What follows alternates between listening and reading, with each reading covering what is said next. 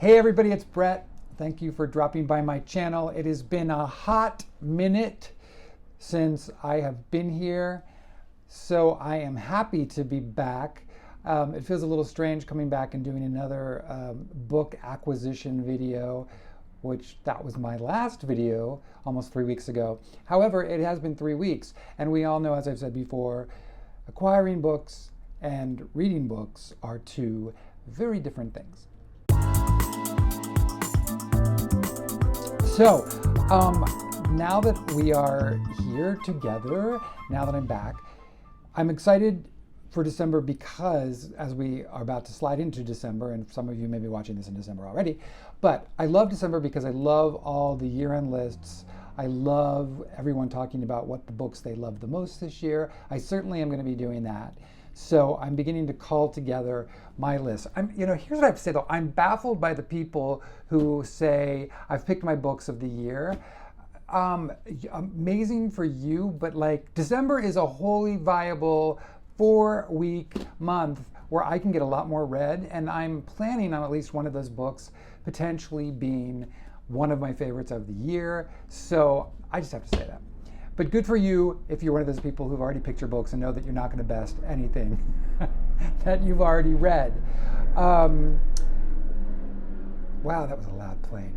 So, first of all, I want to say congratulations to Tess Gunty, who won the National Book Award for Fiction this year for The Rabbit Hutch. I have not read this yet. However, this is one of the books that I have placed on my 10 before the end list. So I plan to absolutely get to it this month in December. I'm completely behind on my 10 before the end. I don't know if any of you have taken the challenge. I know some of you definitely have on Instagram. I've only read 2 books so far. And those 2 are Stone Blind, the Medusa story. I really enjoyed, and I'm just finishing the other book that I actually brought it with me today to also talk about, which is Sea of Tranquility by Emily St. John Mandel, which I am loving this book so much. I don't know if any of you have read this. Fantastic, fantastic, fantastic. But I digress, because I also wanted to say congratulations to Sabba Tahir for All My Rage, who won the National Book Award for Best Young Adult Fiction. Have also not read this one, but certainly I have prioritized it now that she's won. So congratulations, very excited. So moving on from those, yes, the 3 things that I'm reading now, some of these are to try to get my numbers in for November. Sea of Tranquility, which I just spoke about. I started this yesterday. I will finish it tonight. Love this. Emily St. John Mandel, I just think is a genius. And having just read The Glass Hotel earlier this year, I'm so glad I did, and then read this, shortly afterwards, since the characters are kind of linked throughout the stories, and so it was very fresh in my mind. But wow, what a story. I'll go into this more when I do my November wrap-up. I'm also trying to finish up Shy, my last book for Nonfiction November, the alarmingly outspoken memoirs of Mary Rodgers. Mary Rodgers, who wrote the musical Once Upon a Mattress, as well as the book Freaky Friday. This is utterly hilarious. She is making me guffaw multiple times. If you are a theater lover, absolutely get this book. And the last book, which I started last night, when I got back, I was out of town for the week, is A Quiet Life by Joella, which actually comes out today, this being Tuesday, the 29th. It came out today. So I can't tell you much about it so far. I'm only about 40 pages in, aside from its 3 separate stories, one involving a man whose wife has passed away, one involving a mother whose daughter has gone missing, and one of a girl whose father was shot and killed in a stick-up at a convenience store. So somehow all of these sad stories are going to come together. I believe these characters will come together at some point. Don't see any of that happening yet, and I don't know how, but that seems to be where this is going. Probably will be a big book for December. Probably will end up with me sticking boxes of Kleenex up my nose because I'll be crying. Okay, so that's that. So that's what I'm reading for this week. That's what I'm trying to finish up. So, all right. So what I wanted to talk about was, yes, book mail. Hopefully, I know I'm going to get a few more books by the end of the year, but this could be probably one of the last big pushes. And everything that I'm getting from this point forward has been stuff that I wanted this year that I didn't buy, that I'm seeing like on Pango. And so I'm getting it fairly cheap because why not? So the first, well, I'll go back to that in a minute. All right. So the first thing I'm going to talk about is last month I read, I guess it was last month I read The Seven Husbands of Evelyn Hugo, and so many people had said, why haven't you read this? I can't believe you haven't read this. And I don't know why I was resisting, but I loved it. I loved the book. The whole old Hollywood story. I really fell hard for it. Waterstones has put out a special edition of the book that includes a new intro by Taylor Jenkins Reid. I just thought it was really kind of cool looking and beautiful. So if you are an Instagram person, I might be doing a giveaway of this later in the week. So if you are seeing this after this week, then you probably missed it. But if you are on Instagram, check out my feed later this week if this is something that is interesting to you. So that's that. All right, so the first book that I wanted to talk about that I got was The Good Pig by Sy Montgomery. Sy Montgomery wrote one of the books that I read this month for Nonfiction November, The Soul of an Octopus, because I'm, obsessed with octopus, puss. And so this is her story about when she took in and raised a sick pig named Christopher Hogwood. This sounds fantastic. I loved Babe. I love bacon. So all of this seems to make, it will make a great reading experience. And if it's anything near as good as The Soul of an Octopus, then it's going to be a treat. My Book of the Month Club selection this month, I chose White Horse by Erika T. Wurth. I will read you a little blurb about said book. Heavy metal, ripped jeans, Stephen King novels, and the occasional beer at the White Horse have defined urban Indian Carrie James' life so far. But when her cousin Debbie finds an old family bracelet that once belonged to Carrie's mother, it inadvertently calls up both her mother's ghost and a monstrous entity, and Carrie's willful ignorance about her past is no longer sustainable. So she goes to find out what happened to her mother with the magic bracelet, The White Horse. Next, so this is my little political moment.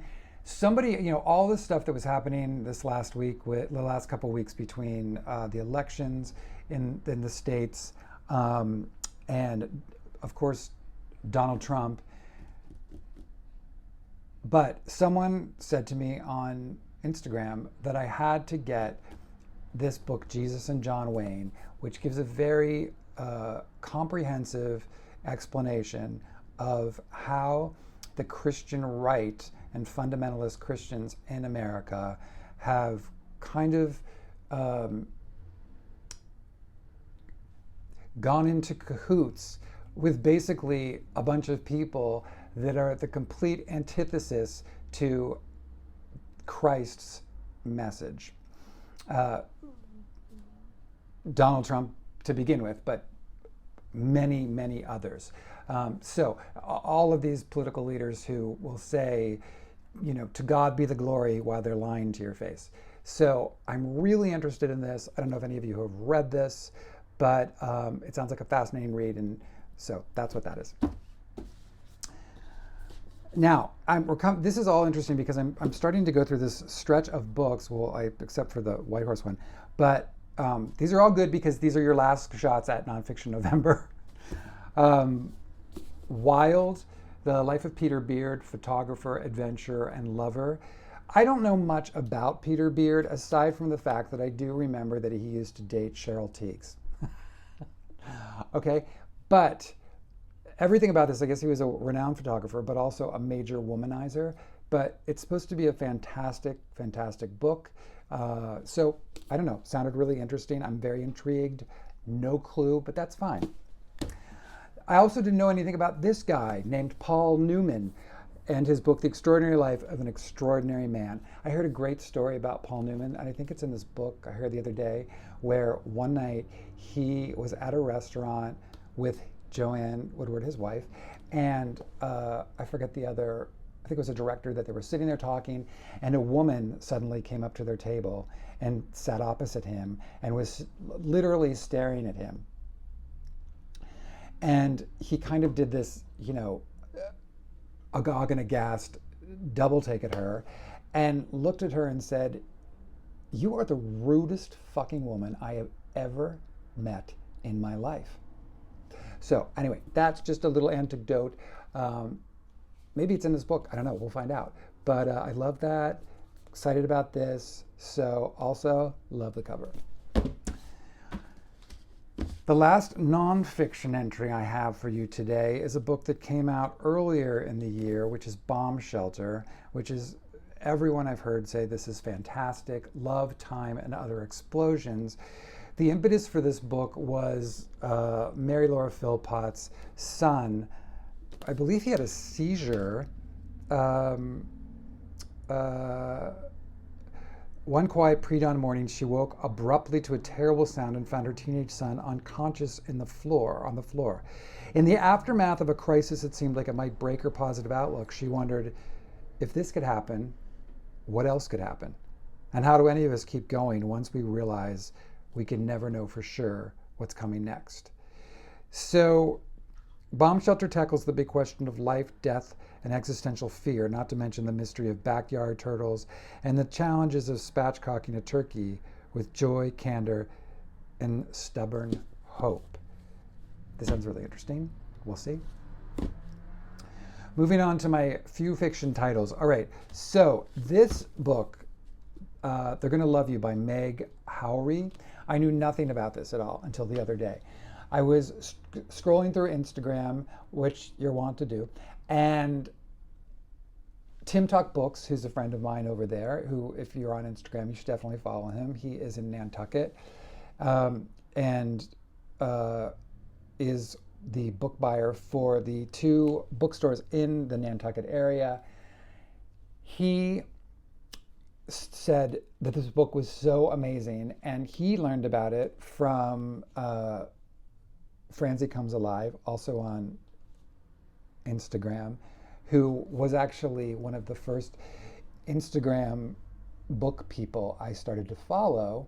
I will link both of their addresses or their thingamabobs down below this, so if you are on Instagram, you could follow them both. But both of them raved about this book, and what Tim said is he had already, I'm going to tell you, he's one of these people that did it. He had already worked out for him what were his best books of the year, and then he happened to read this and upset the apple cart because it is so good. It is about a woman who is a dancer in the 80s. She, well, I'm just going to read it to you. I'm starting to relay it to you, and I'd rather just read it to you. Throughout her childhood, Carlisle Martin got to see her father, Robert, only a few precious weeks a year when she visited the brownstone apartment in Greenwich Village he shared with his partner, James. Brilliant but troubled, James gave Carlisle an education in all that he held dear in life: literature, music, most of all, dance. Seduced by the heady pool of mentorship and hoping to follow in the footsteps of her mother, a former Balanchine ballerina, Carlisle's aspiration to become a professional ballet dancer bloomed. But above all else, she longed to be asked to stay at the house on Bank Street, to be a part of Robert and James' sophisticated world, even as the AIDS crisis brings devastation to their community, period. Instead, a passionate love affair created a rift within the family, with shattering consequences that reverberated for decades to come. 19 years later, when Carlisle receives a phone call that unravels the event of that fateful summer, she sees with new eyes how her younger self has informed the woman she becomes. I think it sounds so good. Weirdly, it is calling to mind to me a little bit of Rebecca Mackay's The Great Believers. I don't know why, maybe because of just the time period, but however, I'm going to dive into this the top of December because I just think it sounds great. Final two books. This one, The Old Place, intrigued me. The cover, Bobby Finger, knew nothing about it. Got this from Pango. Nothing ever changes in Billington, Texas, or so Mary Alice thought. For the first time in nearly 4 decades, Mary Alice Roth is not getting ready for the first day of Billington High. A few months into her retirement, or district-mandated exile, as she calls it, Mary Alice does not know how to fill her days. At least there's Ellie, who stops by each morning for coffee, and whose reemergence in Mary Alice's life is the one thing soothing the string of retirement. Mary Alice and Ellie were a pair since the day Ellie moved in next door 18 years ago. That they were both single mothers, Mary Alice widowed, Ellie divorced, with sons the same age was a pleasant coincidence. That they both lost the boys, one right after the other, was a tragedy. Years later, the two are finally working their way back to comfortable friendship. But when Mary Alice's sister arrives on her doorstep with a staggering piece of news, it jeopardizes the careful shell Mary Alice has built around her life. The whole of her friendship with Ellie is put at risk, the fabric of a place as steadfast as Billington is questioned, and the unflappable, naughty fixture that is Mary Alice Roth. Say that 10 times fast. Mary Alice Roth. Might have to change after all. Sounds good. Sounds interesting, right? We'll see. Lastly, a Good Morning America book club pick. And for me, another Pango spectacular. Mad Honey by Jennifer Finley Boylan and Jodi Picoult. I know very little bit about this, except I do know that somebody dies, somebody's questioned by the police, and then there's going to be a court case. And it does not involve honey that I know. So, all right, so those are the books, one of my last stacks for December. In the coming weeks, I'm going to be doing some best of lists, favorite lists, that kind of thing. Of course, this week I'll also be talking about what I finished reading this month, what I plan to read in December to wrap up the year. I can't even believe it's almost over. I hope you all have had a fantastic, for those of you in the States, had a fantastic Thanksgiving that was mostly stress-free.